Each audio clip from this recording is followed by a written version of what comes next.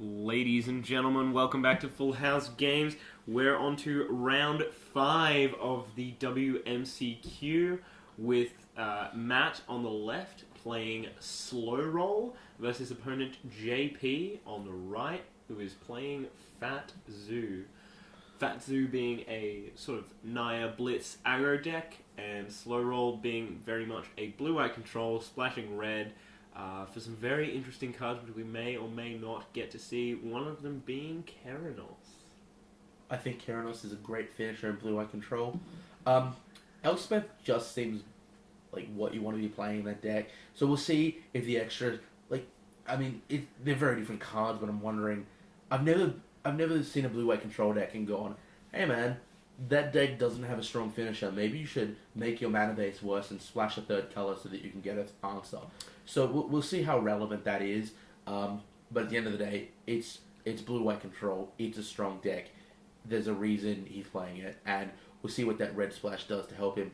Maybe it's just so you can get extra scry. I've definitely seen blue-white control decks playing extra lands just so they can scry.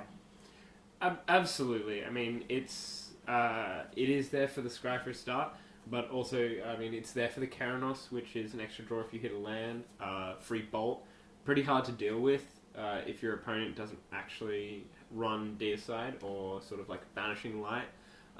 But my understanding is that he's also running red for that overloaded counterspell, which is also just better when you're playing against the blue-white matchup yourself. The mirror, because you will always win the counter war in that case, or should always win the counter war. Are there that many counter wars though? People are running like Sphinx's Rev. Are they then? So it is quite relevant, isn't it? Absolutely. If you're in a blue-white matchup, you can expect land go for as long as you can hold off, and then just fighting over stuff like Sphinx's Revelation. You cannot completely tap out for Sphinx's Rev, because you might be facing, a Syncopate, which takes care of your Sphinx's Rev, and you can't even get it back in at that point. So is a lot of this in the board and comes in for those matchups, or are we going to see this uncounterable spell main board? No, I think you'll definitely see it main board. Okay, sure. Because, he's running the red lands. I think you can see a Steam Fence in hand there. Sweet. It's basically an island for all other intents and purposes, but when you really need it to be, it's an uncounterable counter. Speaking of islands, we've got a foil unhinged one that I'm seeing, and that is that's looking quite nice. This deck has clearly been pimped out quite a lot. I'm pretty sure all those cards are foiled there. Yeah, foil Sacred Foundry, foil Mutable from what I can see. It's definitely foil Divination. A little upset he didn't go with the Journey into Nixart, which I think is just absolutely phenomenal. I really do like that one. It's sort of like a Brainstorm-esque kind of deal with the...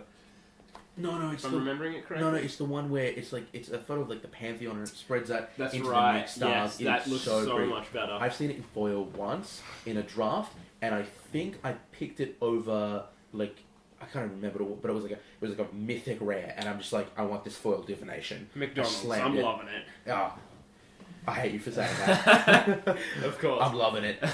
No, but seriously, I snapped it up real hard, man. It was so pretty. I couldn't say no. Absolutely. Alright, so a Fleecemane Lion and some Warring Planeswalkers, pretty relevant. Definitely. Fleecemane Lions get Fleecemane Lion. Jace. Oh no, it's negging out. Oh, Jace. Which is what you want to do here, because Fleecemane Lion probably just going to kill it. Let's just neg it out and get some value off it. Sure, you can tick up there, make it go down to 1 when he attacks, because the Fleecemane will only be attacking for 2.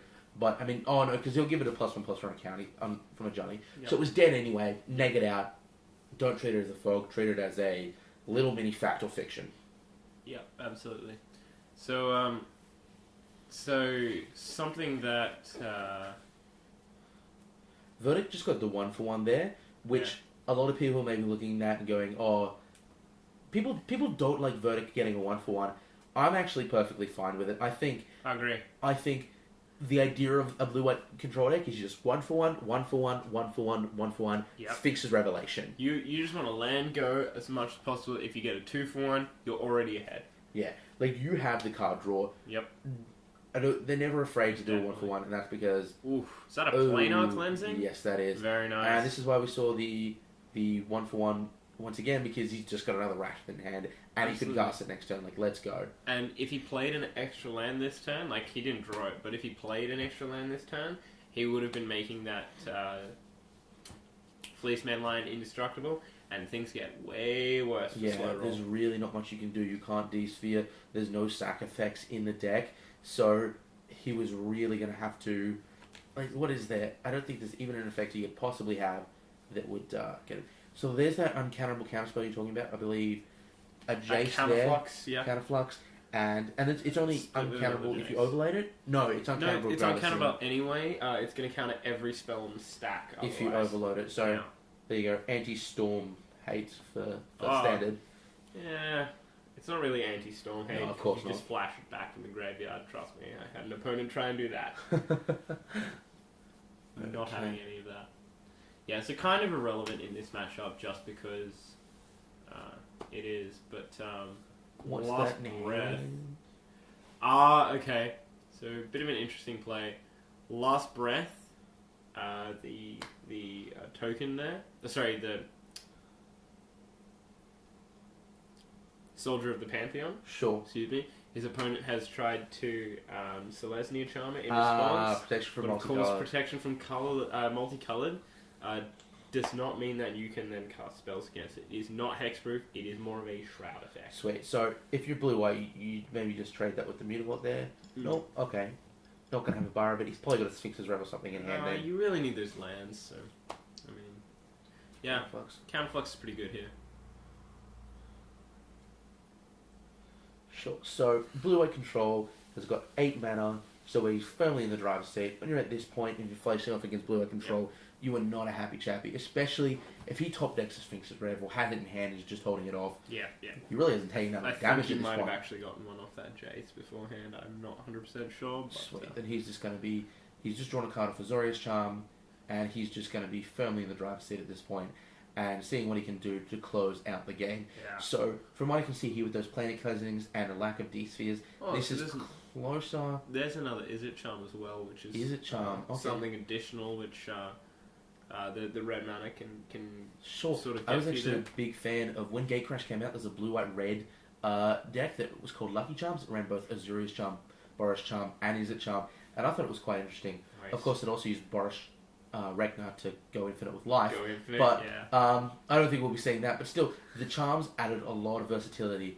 You know, they give you so many options, especially when you combine with each other. You can sculpt the deck in a really interesting way. Absolutely. And we're seeing a dissolve here. Yep, dissolve, scry, put it on the bottom. You know, this is what you really can't do against blue-white control. And you've really got to hope he's got another counter in hand. I don't think You've got to hope does. against the counter. Okay, well, that's going to hurt a little bit, but I still think he's got a lot of life to play with. He can probably take a couple of hits from that, but looks like he's not going to have to.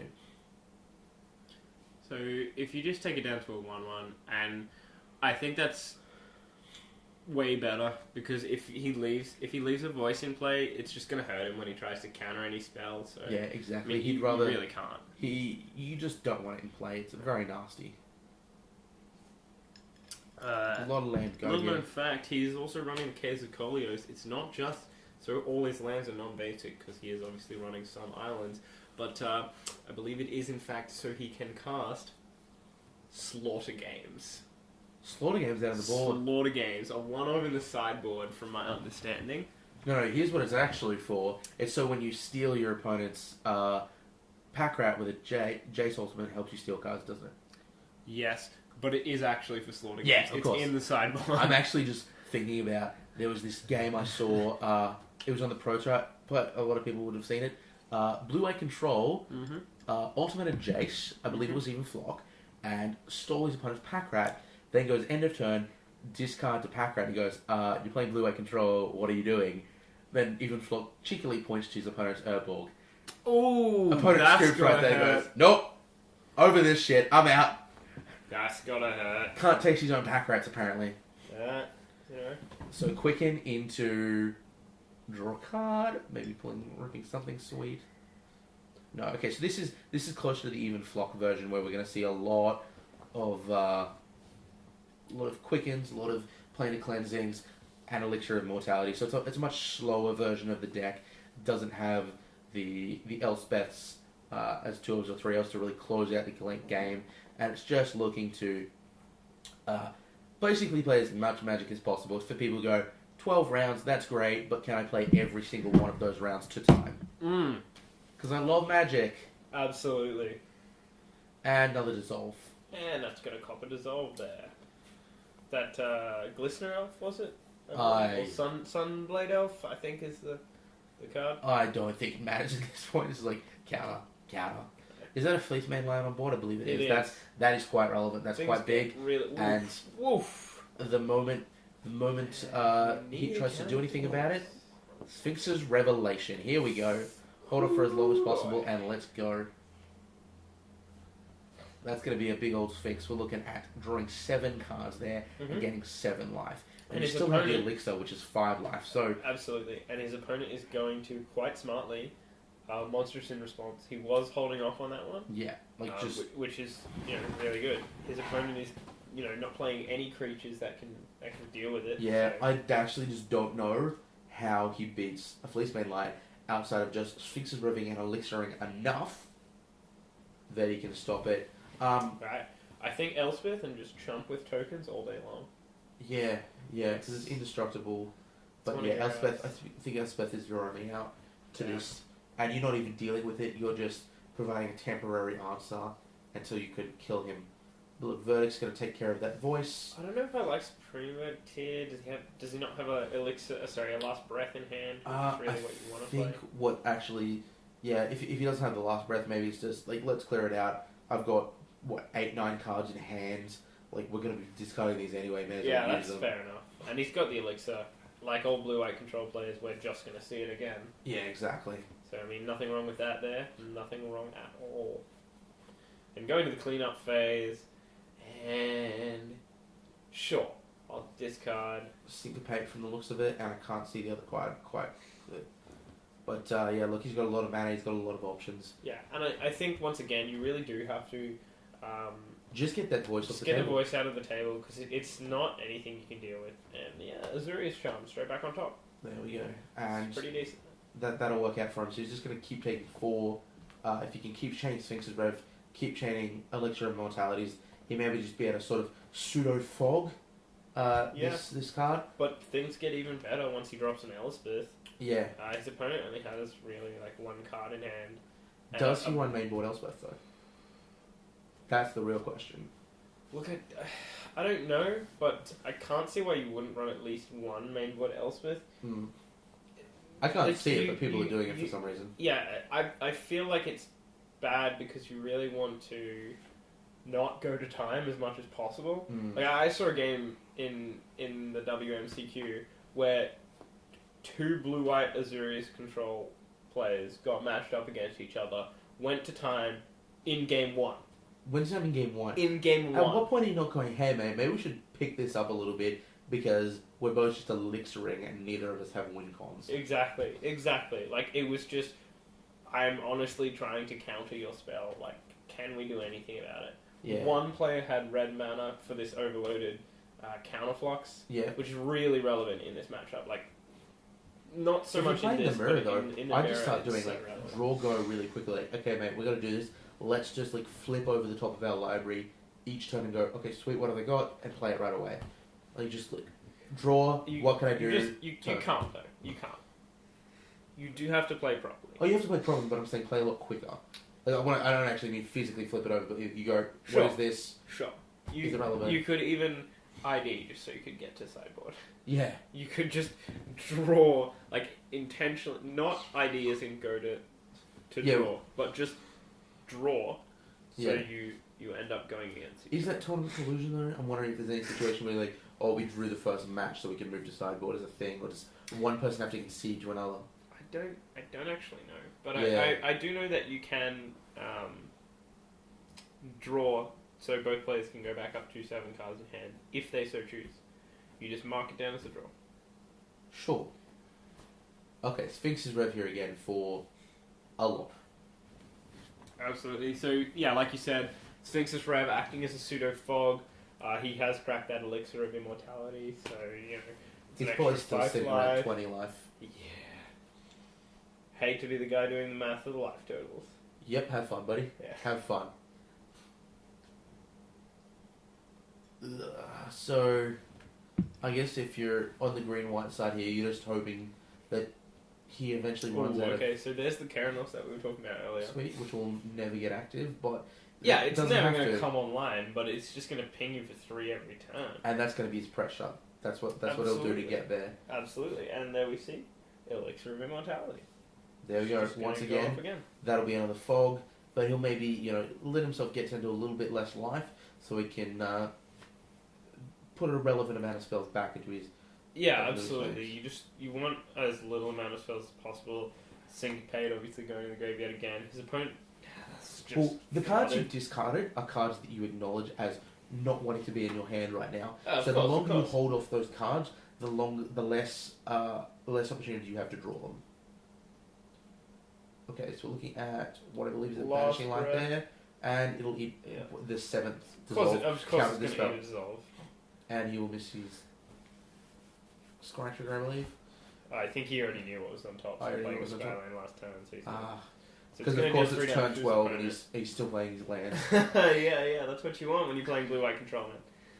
Of course. I think we're both blue mages and we're being very better at a blue-white control deck.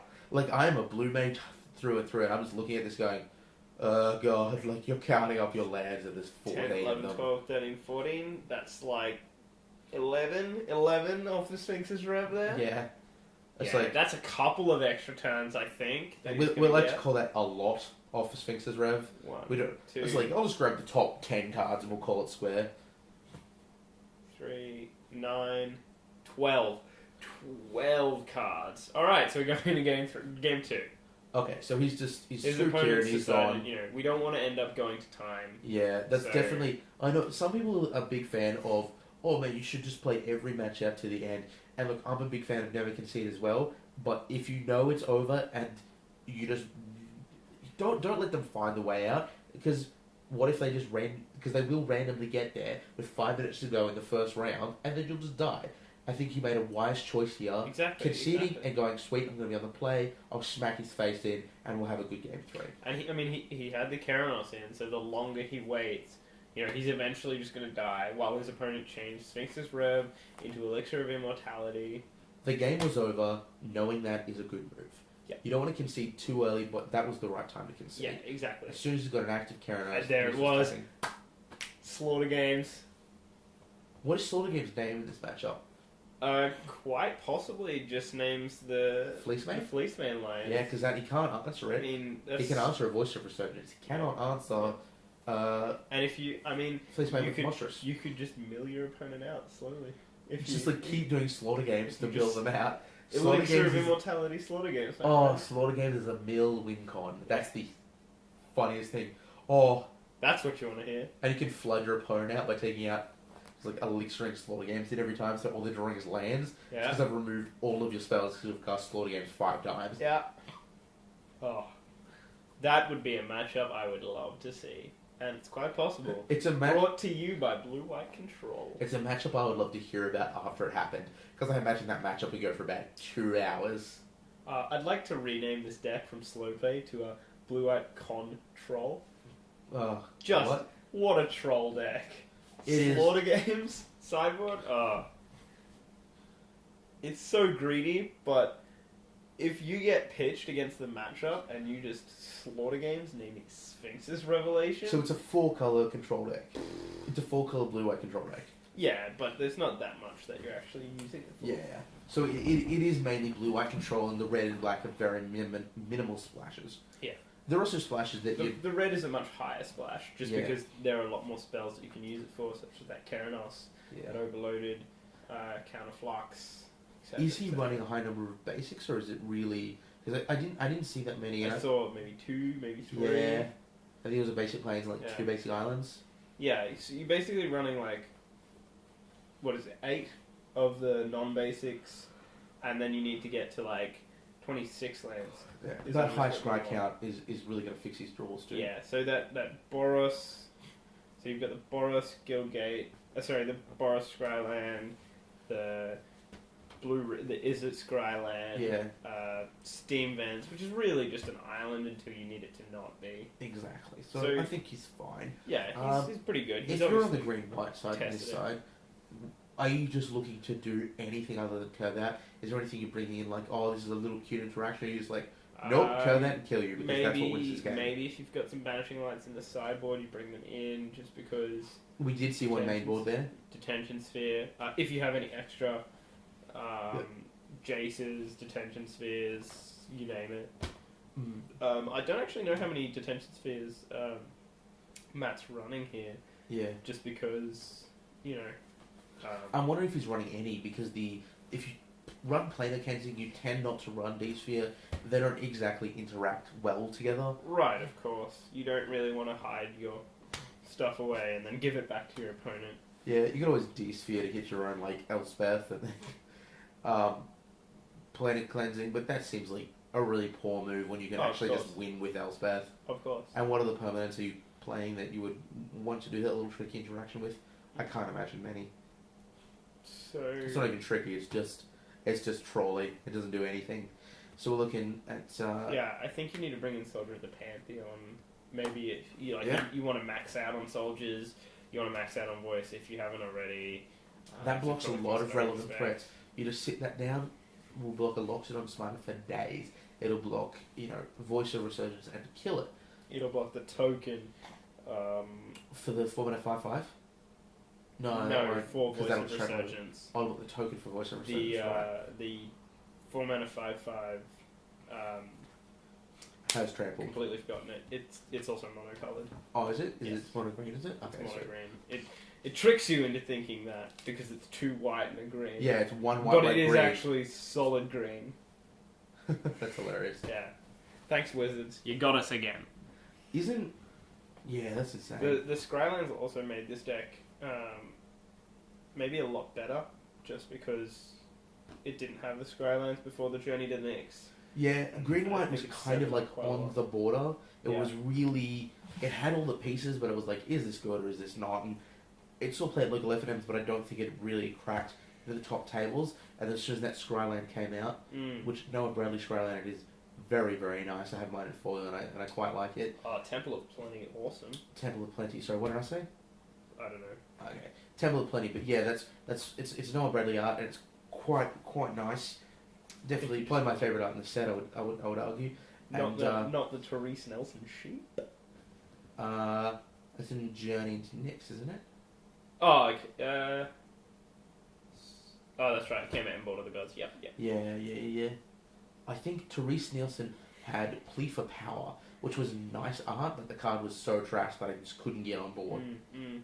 Not Plea for Power, Plea for Guidance, I believe, which gets you for 7 mana, gets you 2 enchantments, which seems like it could be busted in a format based on enchantments. Because even in EDH, even in EDH, I was trying to think: is this the Tooth and Nail in white? I was trying to think of 2 enchantments I could get that would allow me to have an infinite combo because I'm that EDH player. And by that EDH player, I mean the EDH player that... Not in white, but I believe if you're running black, you could fetch Sanguine Bond and the other 2. The counterpart to that. Sure, definitely. Do they go into the battlefield though? I thought it was just... No, they don't. It's the non-entwined version of Tooth and Nail. Yeah. Back to the match. Dropping a Jace. Banishing Light hitting it. Sunblade Elf. Jace trigger still going off. Unfortunately, yes. Staying on top but of he'll that. be taking 3 life this turn, and that's not irrelevant. Also, his ability on the Sunblade Elf, not irrelevant at all. That's quite powerful, especially when you don't have anything to play. What is the ability on Sunblade Elf? It's, I believe, 4 and a white. Mm-hmm. So 5 mana? Creatures you control get +1/+1. Now, until the end of turn. Now, it's quite pricey for a small effect, but you have to remember that effect is tied to a 1 mana 2/2 body. Yeah. 1 mana 2/2 body with an upside. Like Wild Nicatl is a 1-drop 3/3. It's just amazing by itself. Whoa! Alright, so just dropping everything onto the battlefield. Just spamming everything. And there is Elspeth. Ooh. This is... I don't know how you come back from this. Paper, scissors, rock as freeze tokens. I actually just think, what's that? Is that Archangel thing? Yeah. Oh, okay. Yeah. So these are all now 3/3 dudes, and that's a 4/3 lifelinker. Oh, okay. I was thinking, no, it's fine. You can just spin. Oh, that's an Archangel thing. Okay. Kids, it gets worse. Why? What's gonna happen? I don't know. I'm just saying this is bad. Oh, this is definitely bad. Trades, all around. Trades for days, mate. If you're trading with your if you're trading with your Elspeth tokens and you're not having happy days, yeah, you still just go for the Elspeth, right? I think because what happens is you have to make that Wolfie indestructible here. Yeah. That Fleece Main Line, it has to become indestructible. Yeah, I think if you're in the blue-white control player, maybe you're a little bit tempted to trade with that Sunblade Elf, but then he just makes it indestructible in response, and that actually then will take the Elspeth down to a small amount of life. But I mean, he just wipes his board there. Yeah, look at that. That's terrible. You really don't care about those trades if you're on the Elspeth side, because you're just going to get 3 more next turn. And there's still going to be 2/2s thanks to Archangel. Yeah, because you do it pre-combat and you swing in. And look, if his opponent doesn't play any more creatures, he's going to trade with both the token and that Glistener Elf, or the Sundance Elf. And he's going to be left with an indestructible Fleece Main Line, which is going to get chumped for days. I don't know why, I'm always just a fan of... Turn an island to hand. I'm always just effects that... Fleece Main Lion. I'm always just a huge fan of effects that kill something and then the result of that dying brings it down to enough damage, that the damage currently marked on it kills it. Like an example of that will be when he double blocks, when he blocks and blocks, Sunblade Elf dies, player goes down, the toughness goes down, and it dies. Absolutely. Just like chaining those together is so much fun. Chaining pack rat kills, that sort of deal. Yeah. You just feel like, you feel so smart when you do it. You feel like a math wizard. You're just like, it's 3 power and 3 toughness. If I kill one of these, it's got 2 toughness, and I'm going to deal that damage to it. I'm a freaking math genius.